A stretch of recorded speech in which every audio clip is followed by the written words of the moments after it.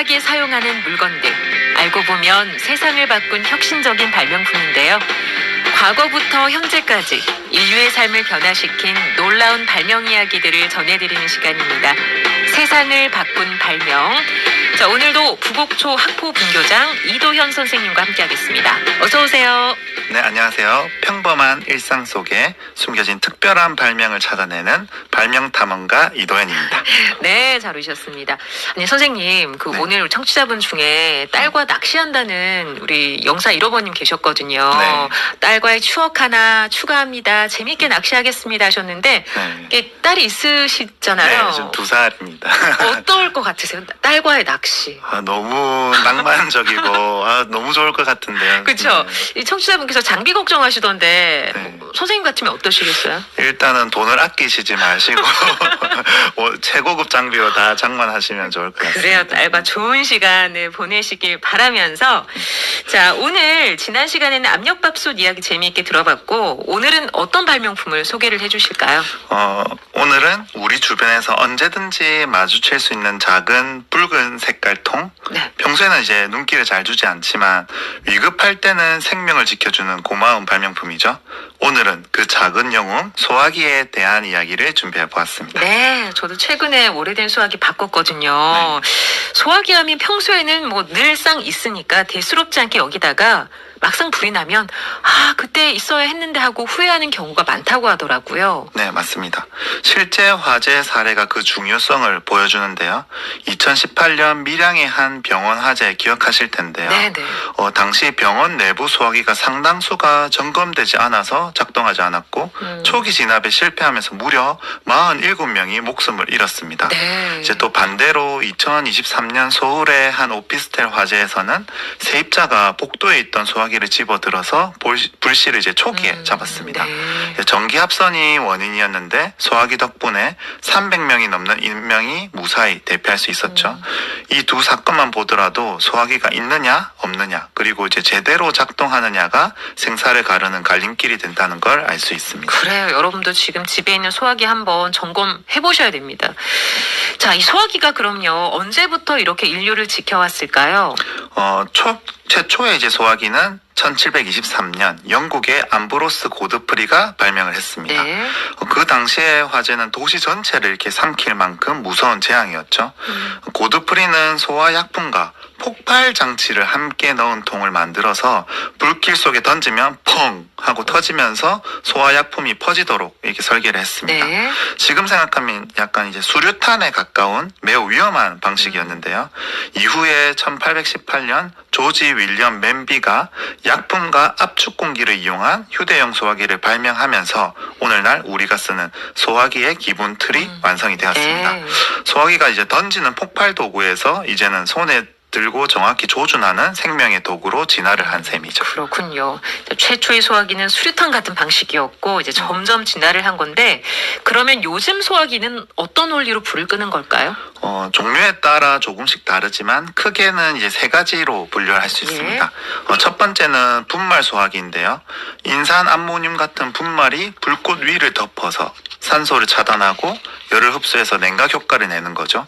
그리고 이제 불꽃의 연쇄 반응도 억제하고요. 그래서 이제 가정이나 차량에서 가장 많이 쓰이는 종류가 이 분말 소화기입니다. 네. 이제 두 번째로는 이제 이산화탄소 소화기인데요. 공기보다 무겁고 차가운 이산화탄소가 산소를 밀어내면서 질식 효과를 내고 마이너스 78도씨의 극저온으로 열을 빼앗아 불을 끄는 원리입니다. 이제 흔적이 남지 않아서 서버실이나 전기실에 적합한 소화기라고 할 수 있습니다. 이제 마지막으로는 거품 소화기인데요. 이제 이 거품 소화기는 특히 이제 기름 화재에 효과적이라서 주방, 주유소, 정유공장, 화학공장처럼 기름이나 인화성 액체가 많은 곳에 많이 비치가 됩니다. 네. 이제 물이 기름보다 무거워서 기름 밑으로 이제 가라앉으면서 끓어오르는 그런 현상이 발생하는데요.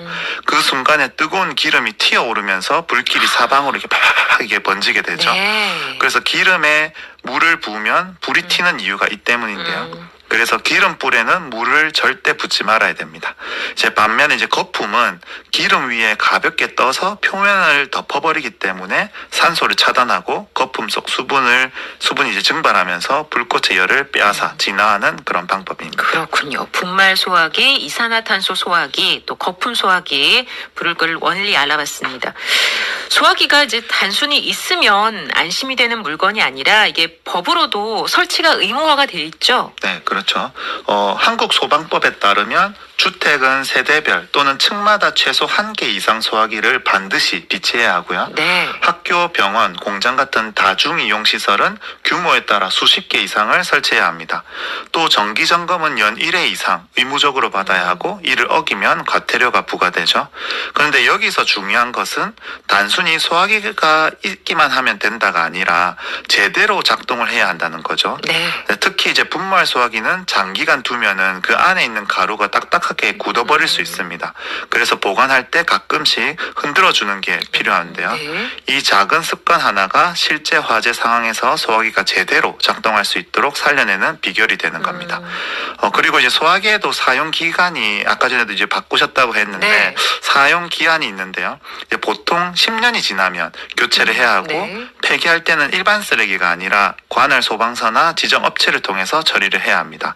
집에 있는 소화기가 몇 년 된 건지 한 번쯤 꼭 확인해 보셔야겠죠. 네, 보통 10년 지나면 교체를 하셔야 된다는 점 좀 기억을 해주시고요.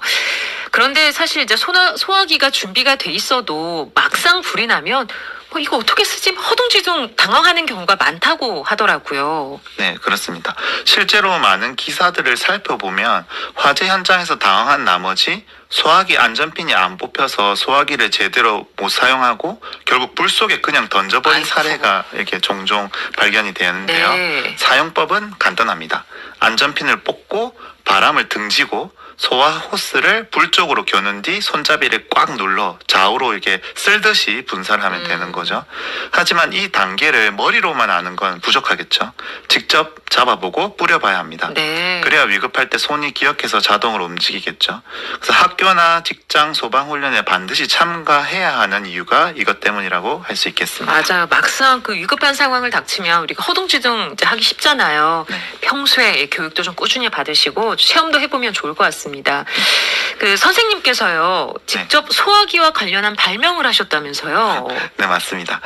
제가 늘 아쉽게 생각했던 부분이 바로 소화기 안전핀 문제였는데요. 예.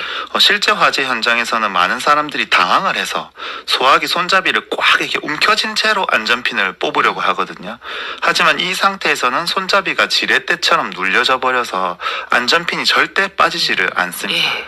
그래서 초기 진압을 놓쳐서 화재가 커지는 경우가 많았죠. 이를 개선하려고 나온 발명품이 있었는데 노패닉 소화기라는 소화기가 있었습니다. 네. 근데 이제 손잡이를 꽉 잡고 있어도 안전핀을 뽑을 수 있도록 만든 건데 문제는 핀이 빠지는 순간입니다. 한 손은 손잡이를 누르고 있고 다른 손은 이제 핀을 뽑느라 소화기 호스 그 방향을 제대로 통제하지 못해서 이제 조준을 못하는 거죠. 네. 이제 결국 약재가 바닥이나 옆으로 엉뚱하게 분사가 돼서 오히려 현장에 혼란을 키울 수도 있었습니다. 그래서 이제 제가 고안한 것이 바로 호스 방향 유지 기능을 갖춘 소화기인데요. 네. 이제 그 샴푸통에 이제 보면은 펌프가 샴푸통 펌프에 있는 그 잠금 장치 기억하실 텐데요. 돌리면 풀리는 그건가요? 아니요, 그 이게 C자형으로 아, 이게 네. 채우는 거. 네, 목을 샴푸통 이게 목을 딱 잡는 역할처럼 생겼는데 네. 이제 평소에는 눌리진 않지만 필요할 때 쉽게 해제되는 그 원리입니다. 그래서 이 아이디어를 소화기에 적용해서 C자형 안전핀을 설계를 했습니다. 그래서 화재가 나면 호스에 부착된 안전바가 있는데 그 안전바를 불길 쪽으로 이렇게 밀어주기만 하면 되는데요. 손잡이를 꽉 누르고 있더라도 안전바와 연결되는 와이어가 작동하면서 안전핀이 자동으로 해제가 되는 구조죠. 그래서 따라서 안전바를 불길 쪽으로 이제 밀기만 하면 약재가 그 방향으로 곧바로 분사가 돼서 정확하게 불을 잡을 수 있습니다. 네. 즉 이제 안전핀 문제를 해결하면서 동시에 이제 정확한 조준까지 가능한 거죠. 이 발명 이제 특허 출원을 해가지고 2023년에 특허청에서 정식 특허로 등록이 되었는데요. 그래서 학교에서 소방관 분들과 함께 합동 훈련도 해봤는데 그 당시에 이제 왜 이제야 나왔나 이런 좋은 평가를 받기도 했었습니다. 실제로 한번 보고 싶어요. 네. 자, 우리 소화기 이야기 듣고 있습니다. 집과 건물 외에도 소화기가 꼭 필요한 곳이 있잖아요. 네. 특히 자동차 소화기가 매우 중요합니다. 네. 교통사고 뒤에 화재는 불길이 순식간에 차량 전체로 번지기 때문에 초기 1분 대응이 생사를 가릅니다. 그래서 2024년 12월 1일부터는 5인승 이상의 모든 승용차에 소화기를 의무적으로 비치를 해야 하는데요. 기존 차량에는 소급 적용되진 않지만 새로 제작되거나 중고차로 판매되는 차량부터 모두 해당이 되는 거죠. 네. 근데 여기서 또 중요한 점이 있습니다. 반드시 자동차 겸용 소화기를 사용해야 한다는 겁니다. 이 제품은 일반 가정용 소화기와는 달리 진동, 고온 시험을 통과해서 차량 환경에서도 안전성이 검증된 제품이고 겉면에는 이제 자동차 겸용 표시가 이렇게 되어 있는데요. 네. 그리고 이제 이런 소화기를 사용해야 되고 그리고 이제 소화기의 위치도 또 중요합니다. 화재가 나면은 트렁크에 있으면 접근이 좀 어렵잖아요. 그렇죠. 그래서 운전석이나 조수석, 시트 아래 또는 문 옆에 있는 포켓, 글로브 박스처럼 손이 바로 닿는 위치에 두는 게 안전합니다. 그래요. 평소 소화기 위치도 중요하군요. 자, 오늘 말씀을 듣다 보니까 영웅이 여기도 있네요. 소화기가 정말 작지만 큰 영웅 같습니다. 네, 그렇습니다. 실제로 초기 화재 1, 2분 안에 소화기를 사용하면 80% 이상의 화재를 대형 사고로 이제 막을 수 있다는 연구도 있습니다. 이제 소화기는 작지만 가장 값진 보험인 것이죠. 네. 평소에 이제 구석에 먼지만 쌓여 있을 것 같지만 위급할 때는 가족과 이웃을 지켜주는 누구보다 든든한 발명품입니다. 청취자분들도 이제 방송이 끝나고 집이나 직장, 차량의 이제 소화기 위치와 상태를 꼭 한번 확인해 보시고 분말 소화기라면 한번 이렇게 흔들어 가지고 굳지 않도록 관리해 주시기 바랍니다. 그 작은 실천이 언젠가 우리들의 소중한 생명을 구할 수 있을 거니까요. 네, 잘 알겠습니다. 자, 세상을 바꾼 발명 오늘은요, 소화기에 대해서 알아봤습니다. 유익한 발명 이야기 이도현 선생님이었습니다. 고맙습니다. 네, 다음 주에도 재미있고 놀라운 발명 이야기로 다시 찾아오겠습니다. 네, 영화 소방관의 삽입곡 한 곡 전해드릴게요. 박효신입니다. 히어로.